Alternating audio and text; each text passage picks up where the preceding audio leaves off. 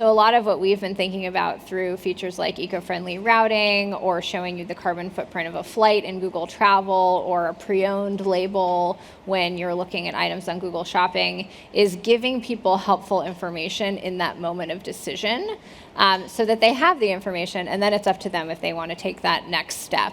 Hi, everyone. Great to be here with you today. I'm here with Kate Brandt. Kate has years of experience working on climate issues. She previously worked in the Obama administration, where she became the nation's first chief sustainability officer. Since then, she's taken that experience to Google, where she now, stands at the intersection of artificial intelligence and climate change, arguably two of the most anxiety-inducing issues of our time. I don't know how you sleep at night, frankly, but I wanted to ask you whether you think AI has a role in addressing climate change. Absolutely, and wonderful to be here with you, and good afternoon, everyone. I think AI has a really major role to play in addressing climate change, and we published a report last week with BCG, with Boston Consulting Group, that looked at exactly this topic of what are the opportunities for AI to supercharge climate solutions in this decisive decade. We've been talking a lot here at COP about the global stock take, that we are not on track for that 43% reduction in emissions we need to see by 2030. And what the report found is that AI can enable existing technology and solutions to get to a 10% reduction in global emissions by 2030. And that's actually really significant. That would be roughly equivalent to the emissions of the European Union. And then we further identified that there's 3 big opportunity spaces: information, optimization, and prediction. And then we have a lot of great examples of not just what's theoretically possible, but actually what's already working today and what we could do more of to really unlock this potential. Oh, that's interesting. Can you give us some practical examples of what AI applications would be? Yeah, absolutely. So in the realm of information, AI has the potential to give businesses, policymakers, individuals more information on how to reduce your carbon footprint and how to better understand sustainability data. So one of my favorite examples is something we've been doing called eco-friendly routing in Google Maps. So if you're a Google Maps user, you may have noticed that little green leaf that's popped up on some of your routes. That's showing you the most fuel-efficient route if it doesn't already have the fastest ETA. And what we're doing in the background is using AI to understand the gradient of roads, the traffic conditions, and other variables to then give someone that choice to take a more fuel-efficient route. And we're seeing real carbon avoidance outcomes from doing that. About 2.4 million metric tons of CO2 equivalent have been reduced just since October of 21. That's like taking about 500,000 fuel-based cars off the road for a year. So that's a good example in the information realm. In optimization, that's really the superpower of machine learning, is optimizing how we use energy, how we use natural resources.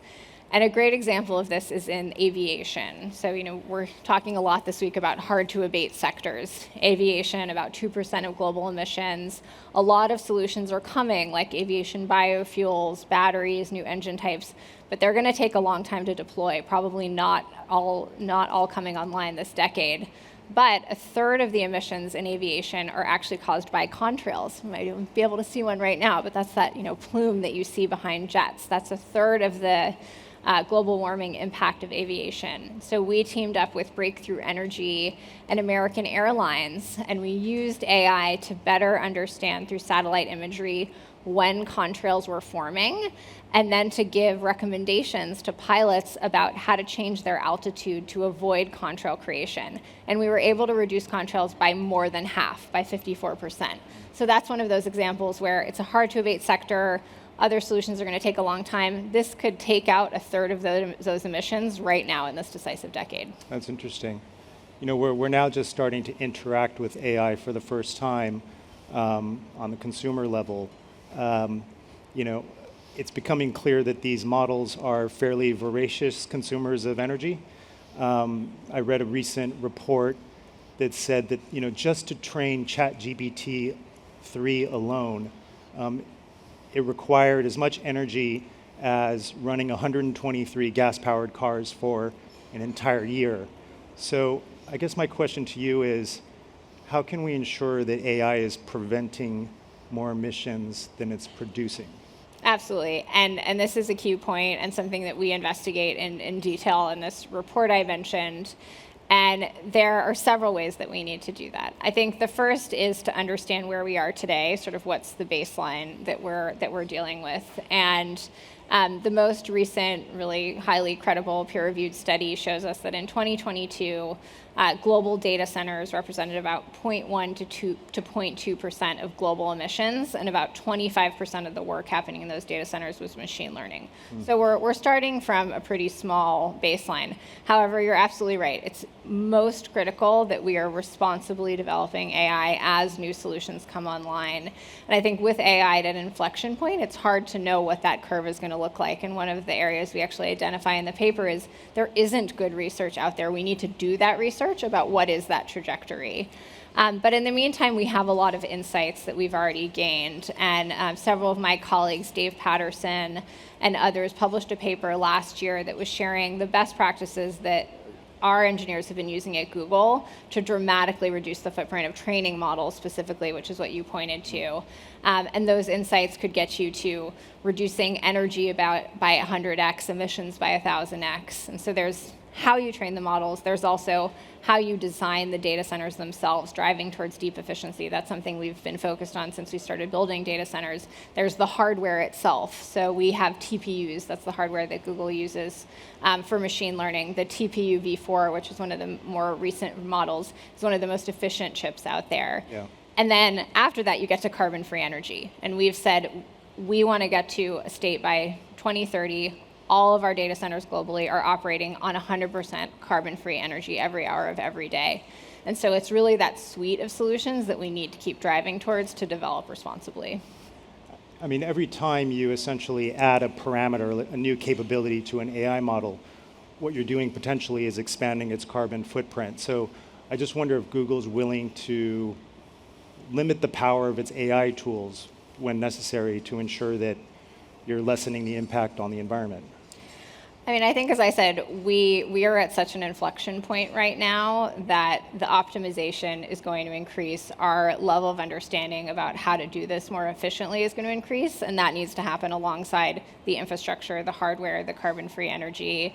So I think we're deeply committed to that. I'm hearing that in other conversations I'm having this week from other people in the sector. It's something we absolutely have to pay attention to. Yeah. But because we're at this inflection point, I think we need to keep doing the research and we need to keep getting better. Google is a fairly large buyer of green energy, and you do a lot of it through PPAs, through power purchasing agreements. How do you ensure that the electrons you're buying wouldn't have been produced anyway? That essentially that you're adding capacity to the renewable energy market. Yeah, this topic that you're describing of additionality is something that we're very passionate about. And at Google, we actually started buying clean energy at scale in 2010. And in 2012, we said we want to get to 100% renewable energy. And we met that milestone in 2017. And then we said, okay, but that's not enough. It's not enough to match 100% of our electricity use with renewable energy somewhere in the world. We actually want to consume carbon-free energy on the same grid where we're operating every hour of every day. So that's that 2030 goal we're working towards. That entire time, additionality has been a cornerstone of our strategy. And so we're procuring renewable energy that's new to the world, that without our procurement, we don't believe it would have been generated. And so that means not procuring any attributes for energy, RECs or GOOs, they're called different things in different markets, that are divorced from the actual generation. So that's been our strategy from the beginning, and that continues to be our approach. Interesting what you were saying about the goal of trying to use renewable energy around the clock 24/7. Can you give us an update on what progress you've made? Yeah, absolutely. So we set that goal back in 2020, and as of 2022, we've gotten to 64% carbon-free energy in our global operations. So we're making good progress. And what we're seeing that's going to be critically important is not only continuing to deploy wind and solar at scale. We have a portfolio today of 10 gigawatts of carbon-free energy that represents contracts for about $10 billion by 2040. So there's a really significant investment there in wind and solar that we will continue making. But also, we need to expand that suite of technologies, and that's why we use the term carbon-free energy, because that includes things like advanced geothermal. And we actually shared some news earlier this week that we've teamed up with a great team that I know is here on the ground at COP at Fervo Energy. And they're developing a novel advanced geothermal solution that can enable us to get better access to the heat that exists under the Earth's surface and utilize that to create baseload, always-on, 24/7 carbon-free energy. And the announcement from this week was that the very first facility of that kind is now online in Nevada and helping us towards our 24/7 carbon-free energy goal for our data centers there. So it's going to be about expanding that suite of technology solutions, and then also partnering with policymakers. We need the enabling conditions to enable this innovation, and also to get more transmission online, to get electricity markets better connected so that they can share electrons across them like we see in the Nordics and the Nord Pool. So there's a lot that we need to get done, but we're making some good progress. What would you like to see more from policymakers to sort of enable these steps that you want to take? Yeah, I think exactly those things I was just pointing to. We need more investment in innovation in this next set of carbon-free energy solutions. So that's going to be more storage, advanced geothermal, advanced nuclear fusion. We need a broader suite of solutions. And so I think that requires a demand signal from the private sector. It also requires support from policymakers. And then also access to transmission. That's a huge pain point if you talk to anyone in the clean energy industry, speeding up those timelines to get to permitting and access to transmission. And that interconnection of grids. That's also really important to being able to have more flexible grids. And that's actually something that we're looking at. At Google, we have a sister company called Tapestry, and they're looking at basically a moonshot for the grid of how do we use AI to do better grid modeling and planning to support this 24/7 grid of the future. And the team recently shared some progress that they've made with Chile. So the government of Chile has a very bold goal to get to 100% clean energy by 2030. And so the team has been enabling them to do much better and more sophisticated grid modeling, like seeing what would it look like if you pulled off a coal-fired power plant, or what might be the impact on clean energy solutions in an extreme weather event, and to run dozens of scenarios in a really rapid pace. So that's an area that we're also trying to enable through our solutions. I'm going to turn it over to the crowd in a moment in case anyone has questions. But before I do that, I know that Google has been very active in investing in carbon removal technologies. It's a fairly controversial technology, in part because there are fears out there that it could be a distraction or some sort of pretext for the world to sort of take its foot off the pedal in the fight to limit carbon emissions. Do you share those concerns? What I look at is the science. So what the most recent IPCC report, AR6, told us is we have to do both. So I think coming back to this mantra of we are in the decisive decade, we're not on track to that 43% reduction, we have to do both. We need to keep driving towards absolute emissions reductions through clean energy, through decarbonizing some of these hard-to-abate sectors we've been talking about, transportation, building materials, steel, concrete. But also, we're still going to need to remove carbon from the atmosphere even once we've done all of that. And so I think we need to invest in both simultaneously. So that's very much my philosophy. That's how we've kind of structured our goal for Google. We want to be net zero by 2030, and that's both 50% absolute reduction of our emissions and then also taking care of the rest with nature-based and technology-based removal. So I think we have to do both. Have there been any interesting lessons from those early investments? Yeah, so we helped to found a group called Frontier, which is an advanced market commitment for removals technology. And this is based on a model that was actually very successful in the drug development world. And this is the first time we've kind of brought it into a clean tech environment. And here I think it's been really critical for a group of companies to come together and send that demand signal as a buyer's club. So some of the first contracts have recently been announced and come online. And I think, as we were discussing backstage, I think it's going to have to be a suite of solutions. It's going to be need to be nature-based and technology-based. And we need to put a lot of shots on goal right now, because some of them are going to work, some of them aren't, but we need to make progress. And so I think that's what's going to be essential. I know a lot of these projects are nascent, but what do you see as the biggest challenges to sort of scaling up these technologies? Yeah, I mean, it depends on what you're looking at. In some of the more technology-based solutions, I think it's going to be cost. You know, some of the direct air capture solutions are really promising, but they're really expensive right now. They're roughly $800 a ton. We need to get down to $100 or less per ton to really make these things scalable. In some of the nature-based solutions, it's going to be more about measurement and verification and ensuring there's a lot of integrity, but there's really promising opportunities in mangroves, in ocean alkalinity. So I think depending on the technology, there's different opportunities and challenges, and that's again why I think we need to be investing in a suite of solutions right now. Is there anyone in the crowd who has a question here up in front? Maybe we can wait for the microphone. Thanks. My name's Steve Anglin, CEO of Utopia, and I did see you at Verge. You were amazing there. Yes, oh, nice to see you. The question that I want to focus on is the 36% that you need to decarbonize out of the company. And you did mention heat, and that's what we focus on, thermal heat. You mentioned that company in the US, but what are you doing on the global side when it comes to heat and your data centers? Yeah, absolutely. I think there's a huge amount of opportunity to use excess heat. And, you know, I think where we see the best opportunities is where data centers are near communities where there might already be a district heating system to feed into, or co-located with an industrial facility. I know I'm telling you things you know very well. Where it becomes more challenging is some data center sites are kind of not near anything else, so then there isn't an obvious off-taker. But I think it's such a obvious opportunity to utilize heat that otherwise gets wasted to use for productive opportunities. So would love to talk to you more. Yeah.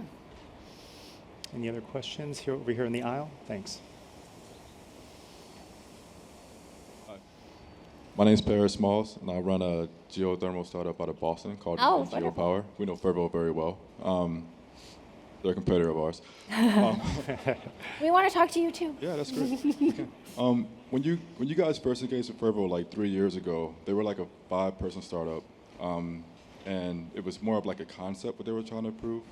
So my question is, what did you see that early that made you want to make the investment and the patience to have them do that 3.5 megawatt pilot that they did in advanced geothermal?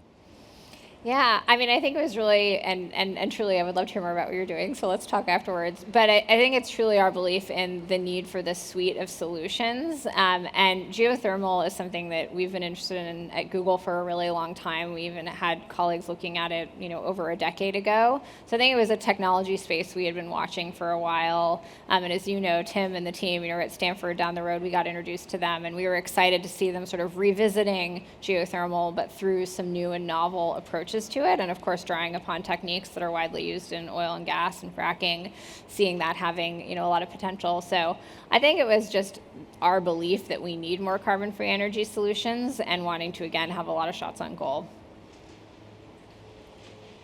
Anyone else? Up here in front.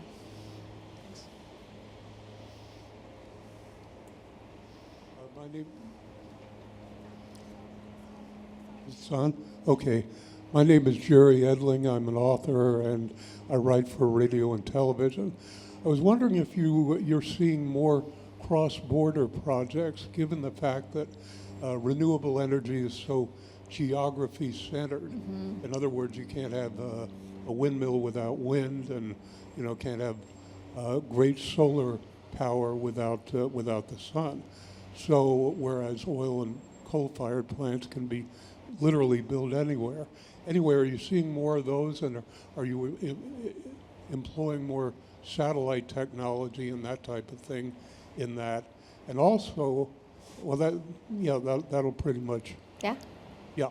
No, thank you for raising that. And I think when we were talking about policy recommendations, I think that's a critical one. You know, we really point to Nord Pool as a model for cross-border grid sharing and really having that infrastructure in place and also those markets in place. And I think we're seeing a lot of progress, especially in Europe. I think I was just reading an article earlier this week that there's 7 different interconnections planned across national borders over the next several years in Europe. So a lot of good progress coming, but we need to do much more of that. So you're absolutely right. That's a key policy recommendation that we have to enable 24/7 carbon-free energy.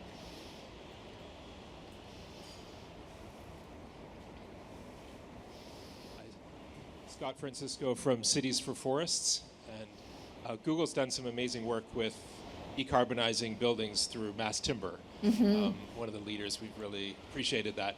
My question is whether Google has thought about forests as a specific investment to really build out that inventory of not only the product for, say, timber, but also all the other benefits that forests bring, carbon capture and biodiversity, et cetera. So is there any Google partner forests that you can speak to? Yeah, no, thank you. So you're absolutely right. We have been looking at mass timber in some of our building projects in California and elsewhere, and a great way to look at decarbonization. Speaking of hard to abate sectors, when it comes to nature-based solutions, absolutely critical part of the solution. You were just talking about that in the carbon removals space. And in fact, this is an area that Google technology has been enabling for a long time. So you might be familiar with our Earth Engine platform. A lot of the really important insights that we get through Global Forest Watch, which is run by WRI, have come through Earth Engine. The Restore platform, the great work that Tom Crowther and his team at Crowther Labs are doing, his recent research, all of that analysis is done on top of the Earth Engine platform. So not only are we interested in it from a markets perspective, but also from a technology enablement perspective. How can we use our underlying solutions like Earth Engine to support the nature-based movement? So absolutely. If I can just jump in here quickly.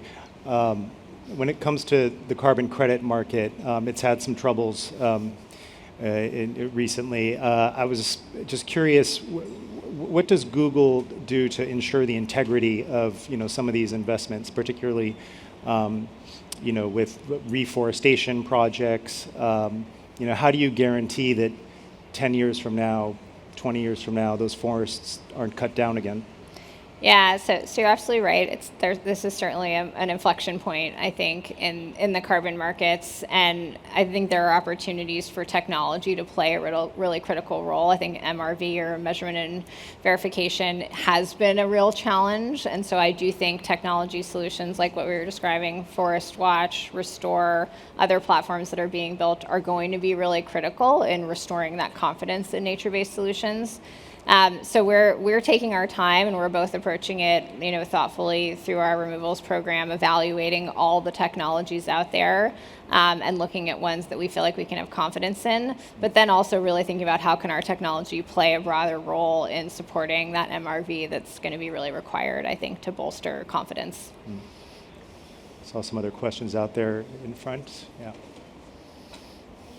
As we know, personal behaviors are the most hard to change, and you implemented these eco-friendly maps. I'm very curious when it comes to, not in my backyard. Everyone wants to support an initiative as long as it doesn't touch them personally, right? So when a route is much longer, but it's recommended to be the more sustainable one, do you have any data? Do people really probe or go by the most sustainable route as opposed to the more traditional one, which might be shorter as well? Do you have any overview of that? And how does it relate to personal change behavior when it comes to more sustainable ways?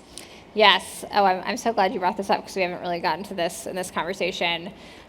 So I think something that's really noteworthy is that the last IPCC report, AR6, I feel like we're talking about a lot today, but that makes sense at COP, for the first time pointed to the critical role of individual choice in climate action. And in fact, the IEA has said that about 55% of the emissions reductions that we need by 2050 are in some way tied back to an individual consumer choice. So this is actually a really key piece of the puzzle. And I think where we find ourselves today is there is a lot of interest from individuals, really for the first time at scale, in being more engaged. And we actually see this through Google Trends. So, as a knowledge and information company, we love to look at what are people searching for. And, anyway, if you haven't played with Google Trends, it's really fun. But some of the trends that we've noted recently are searches like electric vehicles, rooftop solar, thrift store shopping, are at all-time highs right now. So we're seeing that demand signal. And so a lot of what we've been thinking about through features like eco-friendly routing, or showing you the carbon footprint of a flight in Google Travel, or a pre-owned label when you're looking at items on Google Shopping, is giving people helpful information in that moment of decision, so that they have the information, and then it's up to them if they want to take that next step. And so that's very much the spirit of eco-friendly routing. If it isn't already the fastest route, you have that option if you want to take that route. And so that is what we see as a big opportunity as a knowledge and information company. And then furthermore, not only are we seeing that interest, but then also looking at the science. And what the science tells us is that as an individual, the biggest parts of our carbon footprint are how we power our home and how we get around transportation. And so that's where we've also been really focused on how do we provide more helpful information to people as they're coming to Google. So for example, with EVs, we just recently launched a new set of features where you can now use an easy calculator that shows you over the lifetime of owning a vehicle, what's the cost difference between your EV or your ICE vehicle. Or for range anxiety, we have a great feature where you can see for your favorite trip to grandma's house or to your local national park, what would that look like on an EV? Could you get there in one charge, or where would you need to stop? And also local incentives that are available to you, tax incentives that change your purchasing decisions. And then same with home energy. We hear a lot about heat pumps, but I keep saying, 5 years ago, I could have installed a heat pump at my house, and I didn't even know about heat pumps. So we're trying to make information more available to people if they come to Google for questions about heating and cooling, showing them those options, what tax incentives exist for them. So for us, it's all about putting that information in people's hands so they have it to make a good decision. Any other questions here? Yeah, maybe over. Hi, I'm Mikhail Cohen. I'm the climate lead at SY Partners. I'm curious for climate sustainability leaders, CSOs in organizations that aren't as far along on their journey as Google is. What advice would you give them to really build belief in the need to do this work? Yes. I think it's a great question. And I think that the role of the CSO is to enable your business to both look at what are the strategies that you can use to optimize how you're operating. Some of those will require investment, but a lot of them will have cost savings associated with them. And that's actually something that we're partnering with businesses increasingly at Google, through Google Cloud. We're offering solutions to other businesses who are trying to achieve their sustainability goals, ways to reduce their footprint through their digital technology, but also opportunities like using our satellite tools like Earth Engine to reach a zero deforestation goal. So I think it's about first kind of building out your own strategy and ideally finding those double bottom line wins, which you can find when you're looking at optimizing and becoming more efficient. And then also I think for CSOs, ideally you have a leader at the top, whether it's your CEO or another member of the C-suite who can be your champion. And then I think also finding your grassroots supporters too. And that's something that I've loved about my 8 years at Google is we have so many employees that through 20% projects have done incredible work. Like we have tools like Project Sunroof where you can map the solar potential of your rooftop that started as a 20% project. So I think it's both finding those champions in your leadership and amongst your colleagues and your peers to really get the work off the ground. That's interesting. Maybe one last question here.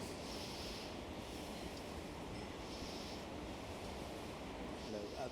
I'm the co-founder for Recycle, and we're using Google's OpenAI to really help municipalities in India get data on the waste that they generate. And we work with Robert Little and others, and it seems to be a phenomenal journey ahead. But we'd love to hear from you in terms of circularity and really getting plastics back into the ecosystem. Where does that fit in? Yes, absolutely. Circularity is something I've been personally passionate about for a long time, and something that we're thinking a lot about at Google as well. And we are seeing great opportunities with AI, so I'd love to hear more about what you're doing. As part of X, our moonshot factory, they have a moonshot called Project Benjamin that's focused on exactly this, of how do we better use AI and technology to get to higher rates of recycling, looking at opportunities for chemical recycling, looking at how do we use AI and imaging to do better sortation. So I think there's a huge opportunity here, and again, I think really exciting AI solutions. So I'd love to hear more about what you're doing.